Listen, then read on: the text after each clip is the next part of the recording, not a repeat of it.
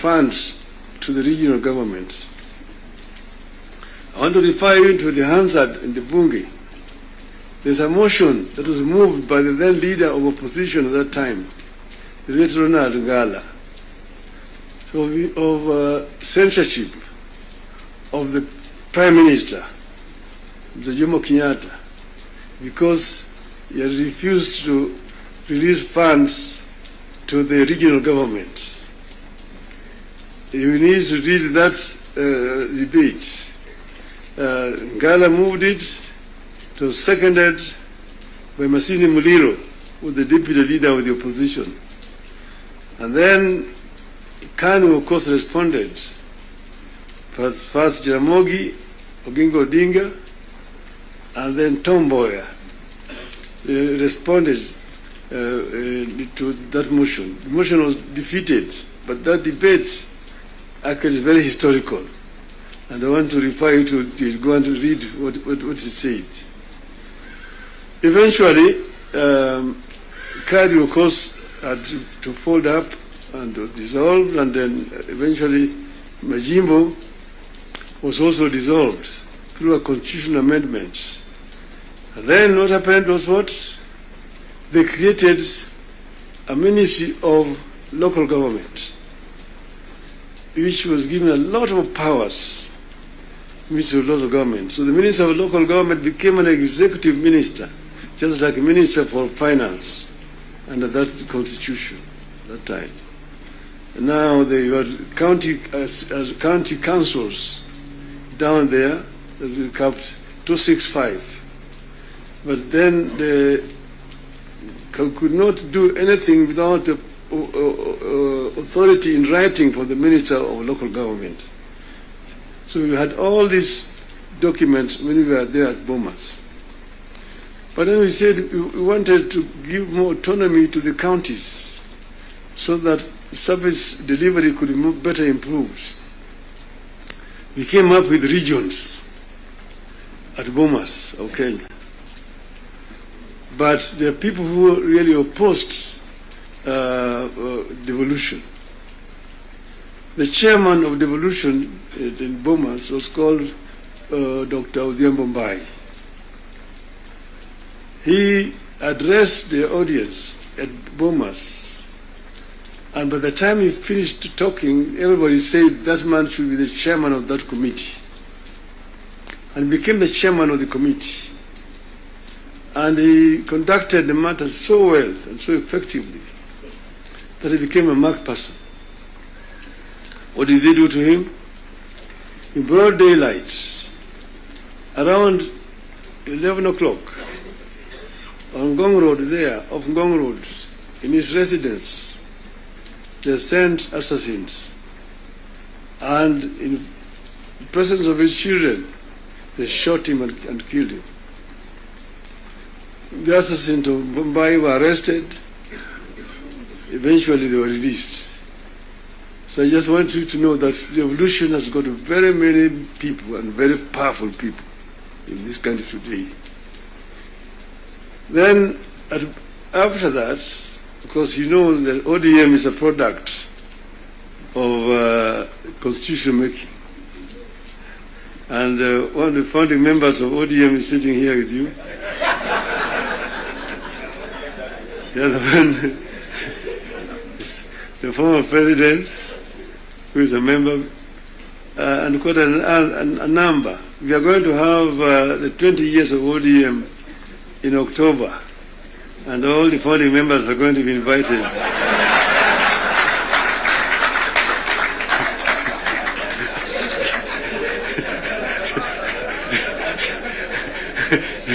to come and attend. Now you see, we said that we give clear, responsibilities. The executive, the legislature, and the judiciary. And the legislature is supposed to make laws that the executive uses to run the country. And the judiciary is then there to ensure that in implementation of this these laws, the executive is not overreaching or violating the law, the constitution. But then, so the work of Parliament is representation, legislation, and oversight. Very clear, it's written there in the Constitution. Parliament is not supposed to be implementing. Parliament is supposed to be oversighting. It's not oversighting. And secondly, there is only two levels of devolution. There's, national and one level, county. Constituency is not an element of devolution. Devolution remains at the county. Down there at the constituency, the county government does implementation of the projects. I'm saying, correct.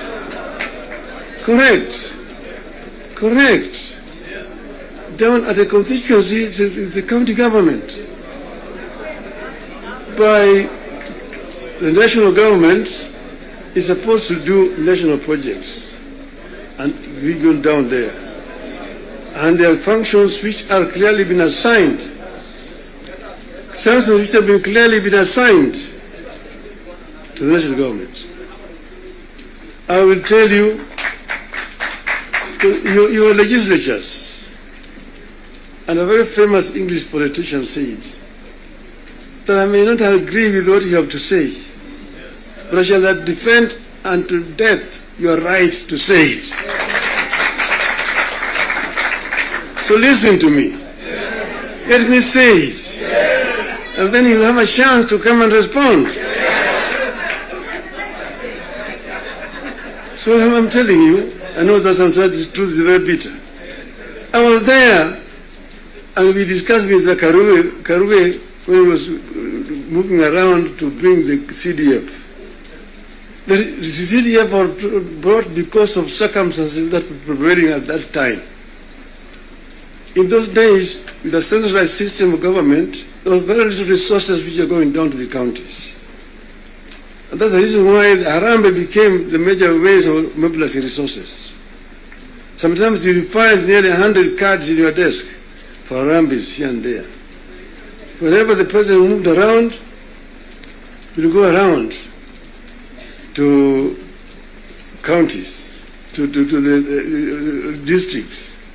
And then we'll be addressing people. People will come up to tell them their problems.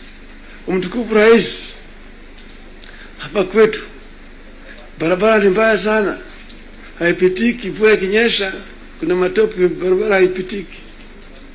Mtukufu Rais, hapa kwetu shule yetu hapa, juzi mvua ilinyesha na upepo kaja katoa paa, watoto sasa wanasoma chini ya mti hapa. Mtukufu Rais, hapa kwetu hakuna maji. Mtukufu Rais, hatuna stima na kadhalika. When he stands to respond, to say, nyinyi mnasema barabara ni mbaya, mnasema hospitali hakuna dawa, mnasema upepo imechukua paa ya nyumba. Mjumbe wenu anafanya nini? Yeye anapiga tu kelele kule kwa bunge, anapiga tu kelele kwa bunge, hajali mambo ya maendeleo kwake. Kwa hiyo mimi nitatumia mtu kuja kufanya harambee, lakini leo mimi nitatoa pesa ya kujenga hiyo shule, ambayo kujenga hiyo nyumba, nitatoa pesa na kadhalika. That was the end of it. So the MP was the one who was being blamed for the failure of the national government to do certain things in their constituency. And that's the reason why we came up with the idea of CDF. That was that time. Exactly, that was that time. But then the constituency is now falls under the devolved government, which is being led by the governors. So constituency is not a devolved unit. And members of parliament themselves should not be involved in development because they're supposed to be oversighting. They're supposed to be oversighting.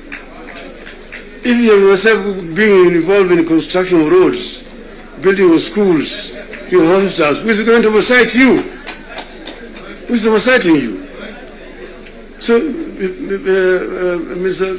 President, I hold very clearly that these MPs know that they should not have any business in trying to implement projects in their constituency. Implementation of projects should be left to the county government. Secondly, the oversight, the national parliament oversight the national government, whether it is the National Assembly or the Senate.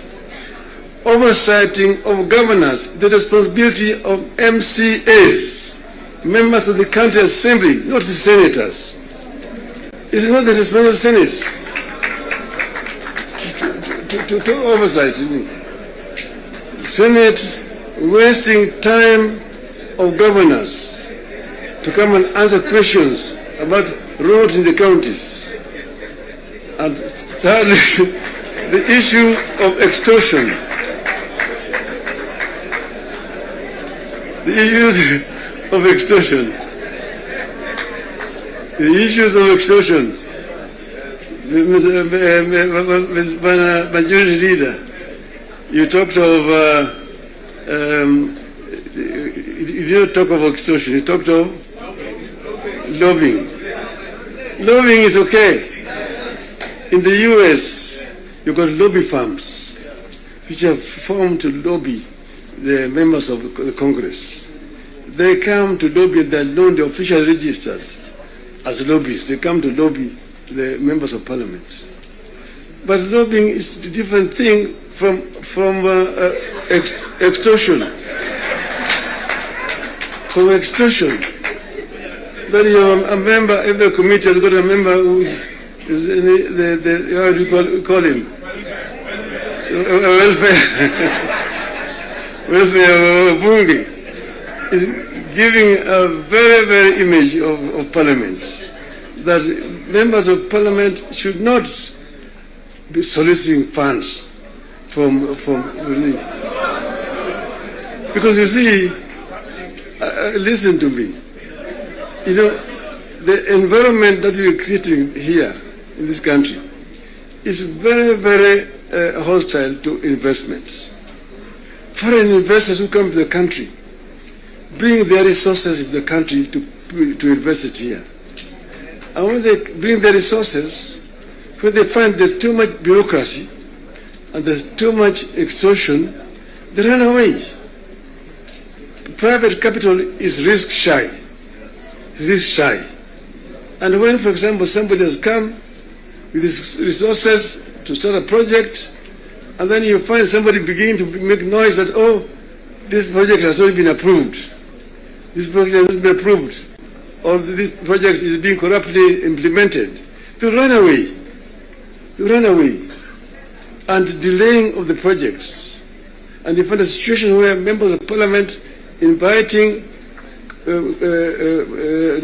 parastatals and so on, and even purporting to be cancelling projects that have been signed.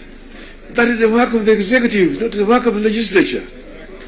So the legislature should not be competing with the executive in terms of implementation of projects.